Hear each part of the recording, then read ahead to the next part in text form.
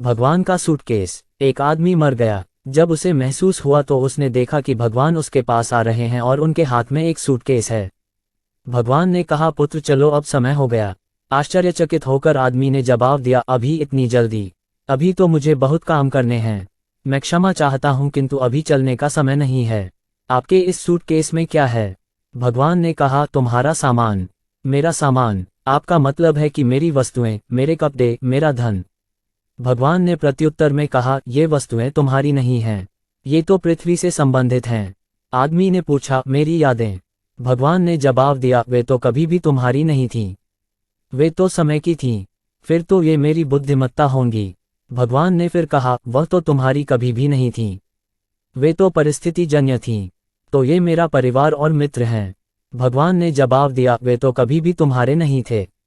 वे तो राह में मिलने वाले पथिक थे। फिर तो निश्चित ही यह मेरा शरीर होगा। भगवान ने मुस्कुरा कर कहा, वह तो कभी भी तुम्हारा नहीं हो सकता क्योंकि वह तो राख है। तो क्या यह मेरी आत्मा है? नहीं, वह तो मेरी है, भगवान ने कहा। भयभीत होकर आदमी ने भगवान के हाथ से सूटकेस ले लिया और उसे खोल दिया, ये देखने के लिए कि सूटकेस में क्या है। वह सूटकेस खाली था। आदमी की आंखों में आंसू आ गए और उसने कहा, मेरे पास कभी भी कुछ नहीं था। भगवान ने जवाब दिया, यही सत्य है।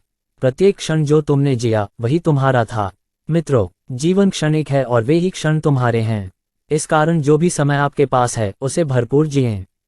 आज में जिएं, अपनी जिंदगी जिए। खुश होना कभी न भूलें, यही एक बात महत्व रखती है। भौतिक वस्तुएं और जिस भी चीज के लिए आप यहाँ लड़ते हैं, मेहनत करते हैं, आप यहाँ से कुछ भी नहीं ले जा सकते हैं। गुलाब फोल्डेड हैंड्स। जय श्री राधे कृष्णा। फोल्डेड हैंड्स गुलाब।